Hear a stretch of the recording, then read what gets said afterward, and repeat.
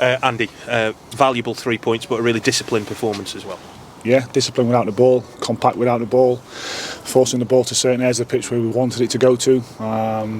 Being really good at defending our box and nullifying the opposition's threats, and being better second half on the transition and the counter attack, connecting the game and taking the moment when it materialised. I think Dan travels a long way with the ball and executes a great finish. So delighted for the whole group. So the only disappointment really is for the lads who couldn't get onto the pitch and the ones who were in the squad. So been a different week, difficult week for everyone for a variety of reasons, but what a group of people. You talked about a response from last week pre-match, and you saw that today, particularly as we say with the character of the performance. Never in doubt about our group, never in doubt whatsoever. When you see something like that, though, are you, I won't say, proud sometimes is too strong a word, but are you pleased with how they've come back from that? Yeah, I admire the resilience, the togetherness.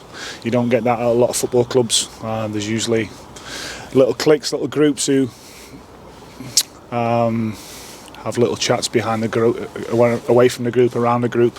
But this group haven't got anything like that. So yeah, collective effort. So the only disappointment was the boys who couldn't get on the pitch. At half time, though, it was still level at that point, and it was finally balanced. What was the tipping point to go beyond it being finally balanced for it to swing in your favour and take on the lead? Nothing much, I've got to be honest. We just spoke about one or two details which we did pre-game.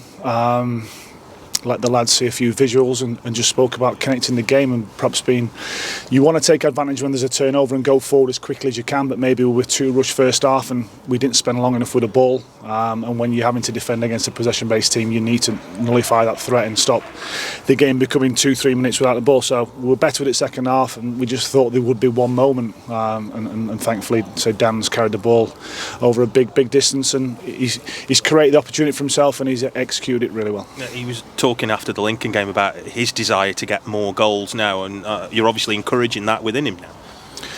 Listen, he's got incredible talent in possession. He can create chances, he can score, he can play the final pass.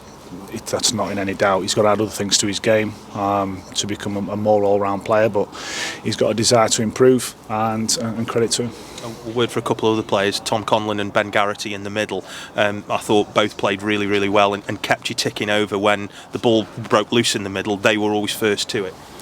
Yeah, I think with Corey coming to the team for Charlton, we spoke again pre-game about the threat of the counter-attack from their left, and we had to be really organised behind the ball. So we changed one or two things pre-game, so it was more Ben outside the box than Wazza.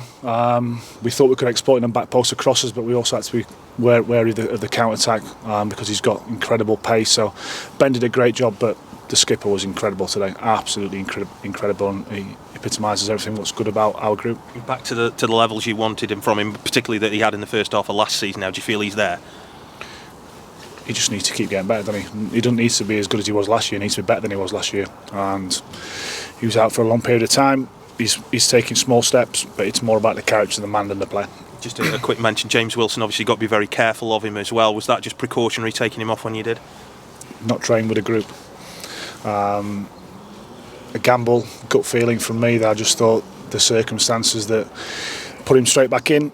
We knew he obviously wouldn't last the full game, but it's great to get him back out there, probably ahead of schedule, undoubted quality. So yeah, delighted that he's come through that period of time. We've got him off, and he's part of a winning group. As a former defender yourself as well, after last week, getting a clean sheet, how pleasing is that for you? Again, we said in the week, whichever 11 players are out on the pitch, it's not about relying on 6 or 7 of them to keep a clean sheet. It has to be collective. The whole group have to contribute to keeping a clean sheet. It's not just about goalkeeper and defenders. That's where the finger generally gets pointed. But it's about everyone, and everyone fulfilling a role for the team.